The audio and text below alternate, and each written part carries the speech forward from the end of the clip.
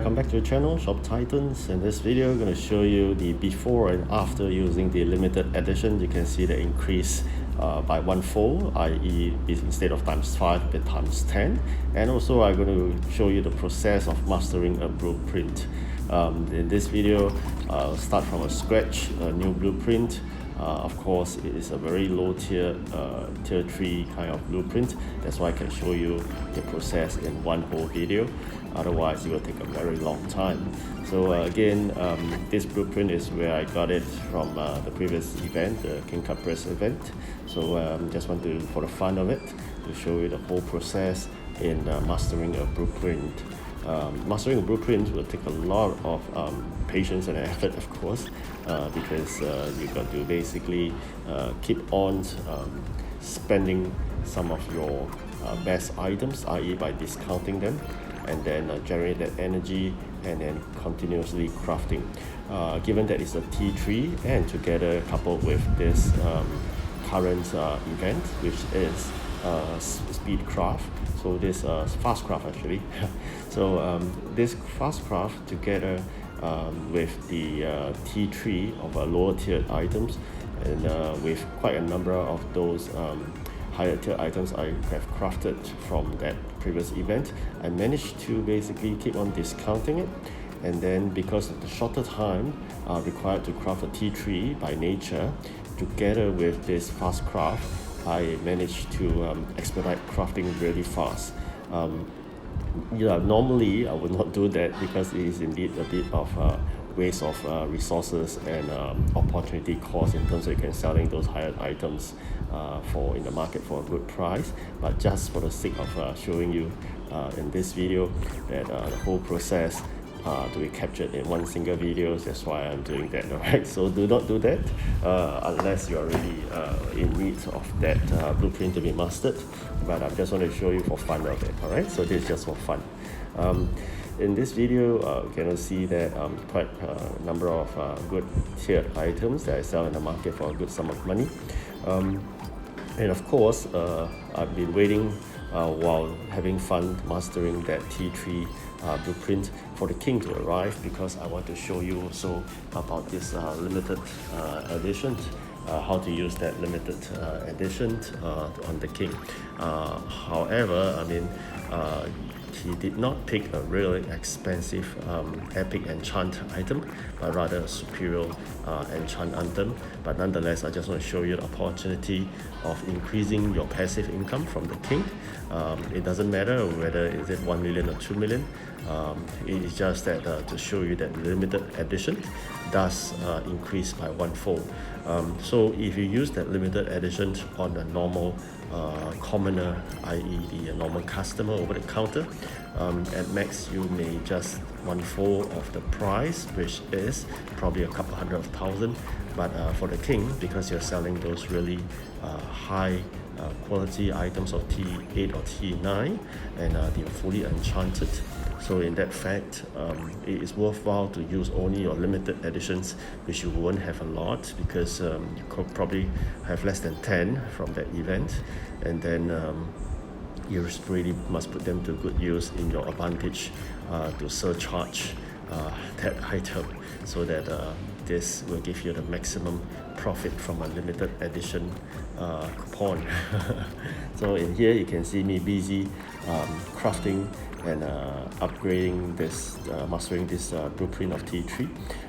Been doing discounting and just continuously crafting it at a very fast pace, just to show you that actually to master a blueprint it takes a lot of steps. Apparently you got to keep on crafting it continuously.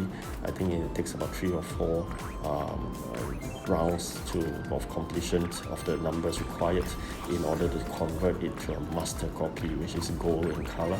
So you can see there, it's the second time then you still need to continuously keep on crafting it. And of course, in the process, you definitely drain a lot of resources. Fortunately here, we are talking about T3. There's no way you can do it for higher tier that fast. It will take a very long time. That's why I'm also continuously trying to slowly, bit by bit, craft the rest of the blueprint. Of course, hoping to achieve a higher master copy, but definitely it will take time, and the opportunity cost of doing that would be how I could have earned more money by crafting these elements and spirits. So it's just part of the game that you want to master all the blueprints. That's the reason why. And if you are really like me, earning a passive income, do remember to sell away those superior quality lower tier items. The best way and the safest way is always, once you get it, put them in the market at a low price to get rid of them. If not, the faster way would be basically to bin them away, which I did for some. Anyways, they are not worth a lot, so throwing them away has its advantage, which is the king will never be able to find them. And another thing is that it allows you to recoup some of the resources from that item. So especially when you're crafting continuously on that item, definitely you'll run out of resources.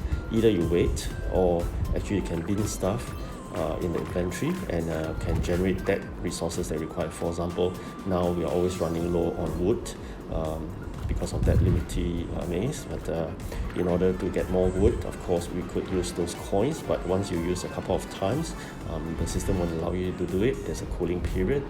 Of course, then you're going to wait for the lumberjack to come and sell you the wood, right?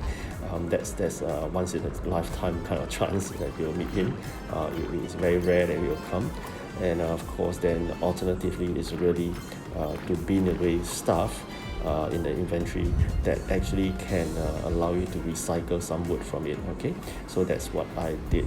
At the same time, it get rid of the inventory space. I've not done renovation to convert back to where I was before, which is of fewer resource bins and more those kind of racks, and then of course more trunks as well.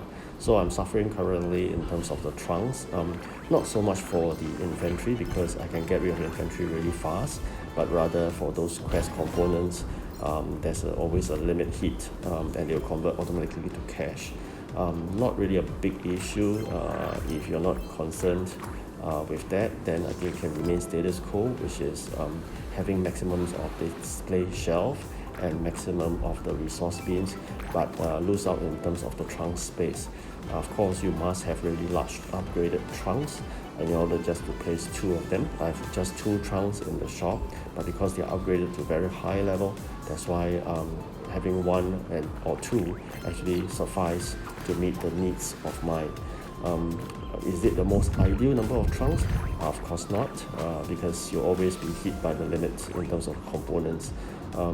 Good and bad about this. The good thing is that people like me maybe they be a bit lazy to sell those components in the market. Then auto conversion to cash at the base price is one way, but you lose out. Probably sometimes you can send 10 times the base, so you lose out some money there. Not big money, I must say, in terms of those low quality components. Another so-called bad thing about it is definitely you could have stored more of those components and can expedite crafting faster, because sometimes you may really run out of those quest components because of the limited trunk. So what is an ideal number of trunks? It depends on your own needs. For me, I think apparently I may decide to drop 1 or 2 bins of those resource bins, and then put back maybe 1 or 2 trunks and see how it goes again. Always try to test and configure the trunks, display racks and resource bins to the optimum level that suits your own needs. Okay, so is it really ideal to have 1110 energy limit? Not totally ideal. Definitely I can go higher, especially if I want to surcharge those really T9 items, but doesn't matter, right, at this juncture. Okay, this is a limited edition. You can see there, with that is double the amount. Originally was 1.1 million, now it was 2.2 million. So I'm a happier man. And with that, definitely a Gang is open, and the stamina will be really useful for the coming Tower of Titans event. Then, of course, in preparation for Tower of Titans events, not only you require gems, but you require those gold. Probably for this Tower of Titans, because I'm so-called aware of my own hero's abilities, and I would not be spending gems to climb it faster, because I always realized that after a period of time I couldn't climb anymore. So actually there's no rush to keep on climbing it at a fast pace by spending gems. So I will save my gems for better use, other events or other opportunities of upgrading, be it slots or shops. So I also learned a lesson: do not spend all the gems for events and get disappointed, because events are a lot based on teamwork. You couldn't progress alone. Even though you strive all the best, you spend all the gems, you will not get what you want, because it's all about the guild members working together as a team. Alright, hope you like this video. Do like and subscribe and share with me your thoughts. Thank you.